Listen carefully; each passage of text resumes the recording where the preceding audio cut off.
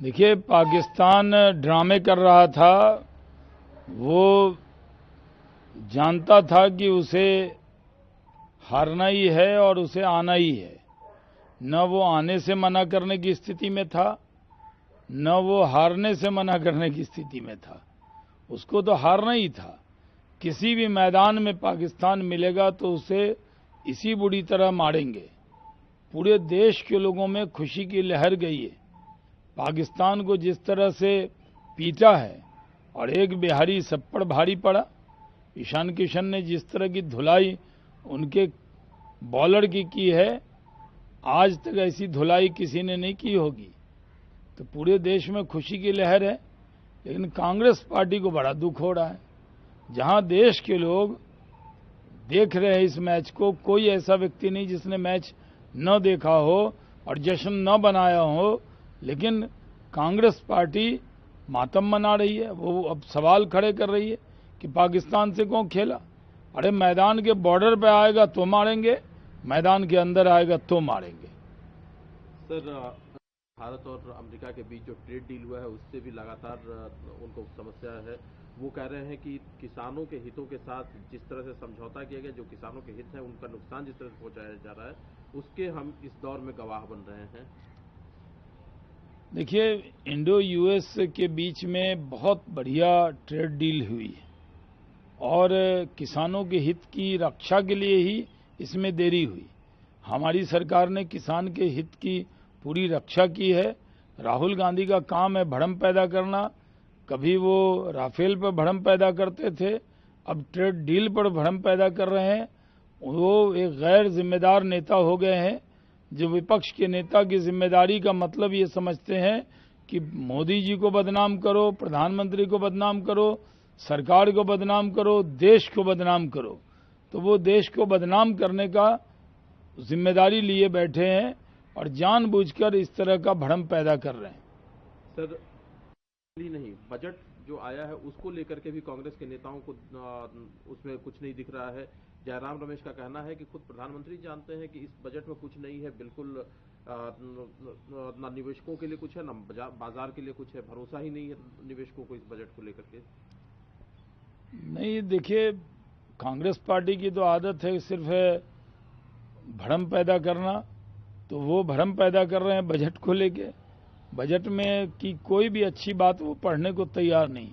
उनको लगता है विपक्ष के नेता हैं तो हर बात का विरोधी दल के नेता होने का मतलब सरकार की हर बात का विरोध करना, देश का विरोध करना, ये उनकी आदत बन गई है।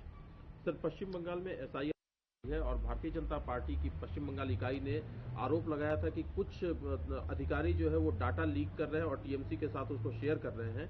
जब इलेक्शन कमीशन ने पड़ताल की तो ये जो शिकायत है वो सही पाई गई और 7 अधिकारियों को सस्पेंड भी किया है चुनाव आयोग ने। देखिए, चुनाव आयोग पूरी तरह से एसआईआर की प्रक्रिया को ठीक से लागू हो, उसमें जो कमी है उसको दूर कर रहा है। लेकिन टीएमसी सिर्फ इल्ज़ाम लगाती है और जब उस पर कार्रवाई होती है तब भी वो इल्ज़ाम लगाती है। ये टीएमसी की हरकत हो गई है। टीएमसी को मालूम है कि इस चुनाव में वो बुरी तरह हारने वाली है, इसलिए इस तरह की इल्ज़ाम तराशी कर रही है। सर, प्रियंक खड़गे कर्नाटक सरकार में मंत्री हैं। उन्होंने भारतीय जनता पार्टी और आरएसएस पर हमला बोलते हुए कहा है कि आरएसएस की तुलना उन्होंने शैतान से की है और उनका कहना है कि बीजेपी भी उसी का हिस्सा है।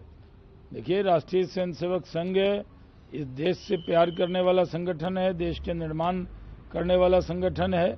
राष्ट्रीय स्वयंसेवक संघ के बारे में जिस तरह की ओछी भाषा प्रियंक खड़गे ने बोली है, ये पूरी तरह दुर्भाग्यपूर्ण है। उसको माफ़ी मांगनी चाहिए। और जिस तरह की गाली गलौज की भाषा बोली है वो कहीं से भी स्वीकार नहीं है। सर, कांग्रेस की पार्टी 10 सालों से सरकार बनाने की कोशिश में लगी हुई है। अभी चुनाव होने हैं, लेकिन मणिशंकर अय्यर का कहना है कि केरल में एक बार फिर से पिनरई विजयन के नेतृत्व में एलडीएफ की सरकार बनेगी। देखिए, मणिशंकर अय्यर जो कहते हैं उसमें हम लोग अब उनको समझ गए हैं। वो जान रहे हैं कि भारतीय जनता पार्टी आ रही है केरल के अंदर, इसलिए उसको रोकने के लिए वो कम्युनिस्टों की पैरवी कर रहे हैं। तो कांग्रेस को देख लिया केरल के लोगों ने, कम्युनिस्टों को देख लिया। वहाँ के लोग बदलाव चाहते हैं तिरुवनंतपुरम में और कई जगह हम लोग चुनाव जीते हैं। और इस बार केरल में भी तिरुवनंतपुरम में तो हमने लोकल बॉडी में सरकार बना ली। अब उसी तिरुवनंतपुरम में एक बार मुख्यमंत्री भी भारतीय जनता पार्टी का बनेगा। इसलिए मणिशंकर अय्यर को डर लग रहा है, क्योंकि वो बीजेपी से नफरत करते हैं। उनका ये नफरती बयान है। वो चाहते हैं कि कांग्रेस न जीते तो कम से कम बीजेपी न आए, इसलिए उन्होंने कम्युनिस्टों के पक्ष में बयान दिया है। सर, एक आखिरी सवाल है ना, मीर वाइज उमर फारूक का कहना है कि भारत में मुसलमान जो है बहुत ही संवेदनशील और टेस्टिंग दौर से गुजर रहा है, क्योंकि उनके धर्म में लगातार इंटरफेरेंस बढ़ रहा है। देखिए, मीरवाइज फारूक को भी मालूम होना चाहिए कि भारत के मुसलमानों के लिए भारत से अच्छा देश, हिंदू से अच्छा दोस्त और मोदी से अच्छा नेता नहीं मिलेगा। पिछले 12 सालों में नरेंद्र मोदी की सरकार ने कोई भेदभाव नहीं किया। जितनी योजना चलाई सबके लिए चलाई। हमारी सरकार सबका साथ, सबका विकास, सबके विश्वास के रास्ते पे चलती है। दुनिया में जितने अल्पसंख्यक भारत में सुरक्षित हैं, दुनिया में कहीं नहीं है। ये मीरवाइज फारूक अपने मोहल्ले में रहकर इस तरह का बयान देते हैं। उनको मालूम होना चाहिए कि भारत के में बड़ी मुस्लिम आबादी है और इंडोनेशिया के बाद दूसरे नंबर की मुस्लिम आबादी है, और जितनी सुरक्षित यहाँ है कहीं नहीं है। किसी का धर्म हो उस पर कोई चोट नहीं है। अन्य देशों की तुलना में भारत में मुसलमान ज्यादा सुरक्षित है।